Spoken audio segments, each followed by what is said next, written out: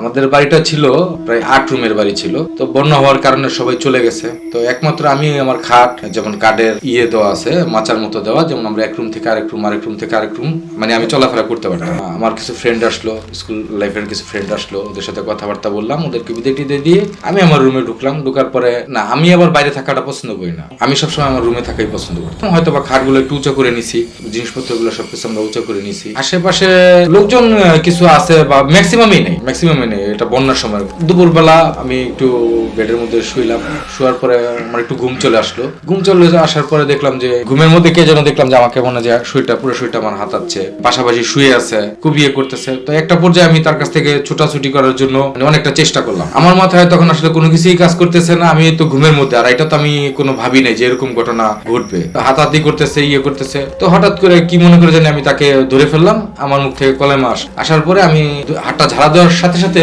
দেখলাম যে একটা ওয়ালের সাথে মানে একটু শব্দ, যে নিচে যেহেতু পানি, মানে একটা টুপ করে একটা পানির মধ্যে শব্দ হয়েছে। তো শব্দ হওয়ার পরে আমি যখন উঠে বসলাম, বসার পরে দেখি আমার শরীর হাত পা কাঁপতেছে। পরে আমি ভাবলাম যে বিষয়টা আসলে কি হইলো। তখন আমি আমার বাসায় যে একটা ড্রেসিং টেবিল ছিল, মানে যে বললাম যে কাঠের মাচা দেওয়া, এই রুমের থেকে আরেক রুমে গেলাম, গিয়ে ড্রেসিং টেবিলের সামনে দাঁড়ালাম। দাঁড়ানোর পরে দেখলাম যে আমার পুরো শরীরের মধ্যে মনে করেন আঠালো জিনিস লাগানো, এটা ছিল হোয়াইট। তো তারপরে দোকানের যে লোক ছিল বা সে আমার জন্য খাবার নিয়ে আসলো। আসার পরে যখন আমি আয়নাতে দেখলাম যে আমার শরীরে আঠা লাগানো, তো তারপরে আমি আবার গোসল করলাম, গোসল করে ফ্রেশ হয়ে খাবারটা খাইলাম। পিঠে না, ঠিক আমার পাশে ছিল, মানে সে আমার পুরো শরীর হাতাইছে। তো যেখানে সে হাতাইছে, আমি প্রথমে ভাবছিলাম যে এটা হয়তো বা দুঃস্বপ্ন বা এটা হয়তো বা ঘুমের ঘোরে, বা আবার শুনছি যে অনেক সময় বোবা ধরে। তো যখন আমি ড্রেসিং টেবিলের সামনে দাঁড়াই, আয়নার সামনে দাঁড়ানোর পরে যখন দেখি যে আঠা জিনিস আমার শরীরের ভিতরে লাগানো, তখন আমি মানে বুঝতে পারি যে বিষয়টা মনে অন্য কোনো বিষয়, বা বিষয়টা কি আসলে আদৌ আমি মানে এটা করতে পারি নাই। ওইটাই আমার একবারই হয়েছিল এই ঘটনা। পশু পাখি না, তবে মনে হয়েছে খুব শক্তিশালী, আর অনেকটা মানুষের মতোই ছিল। তবে আমার মনে হয়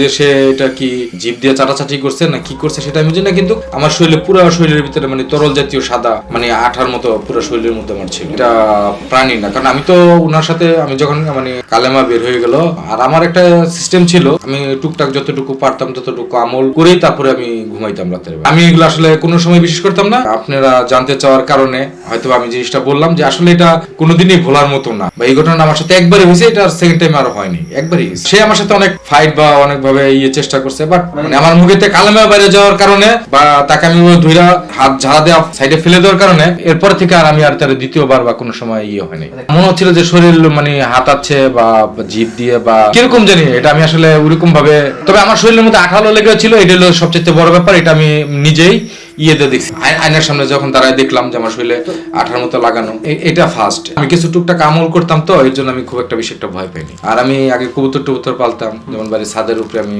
বেশিরভাগ শুইতাম, ম্যাক্সিমাম টাইম আমি ছাদে থাকতাম। জাস্ট ওইটাই একবারই হয়েছে আমার জীবনে, একবার হয়েছে। তবে এটা বাস্তব জিনিস, এটা দেখলাম যে সাদা আঠার মতো, মানে এটা আমার পুরো শরীরে মুখমণ্ডলে লেগেছিল। মানে একটু শব্দ হয়েছে, টুক করে একটা শব্দ হইলো, মানে যে কেউ একটা বা কিছু একটা পড়ে গেছে মানে এরকম। তখন আমি অবশ্য খাটের সাইডে বা বিভিন্ন জায়গাতে খোঁজাখুঁজি করছি, আসলে এরকম আমি কিছুই দেখতে পাইনি। তবে আমি ভাবছিলাম প্রথমে এটা দুঃস্বপ্ন। যখন আয়নার সামনে গিয়ে দাঁড়াইলাম, যখন দেখলাম মানে সাদা আঠার মতো আমার শরীরে বা আমার মুখমণ্ডলে লেগে আছে, তখন আমার শরীর কাঁপতেছিল। মানে আমাকে সহজে ছাড়তে চাইছিল না, সে চাইছিল যে আমাকে মানে জড়ায় ধরা বা করা, মানে সহজে ছাড়তে চাইছিল না।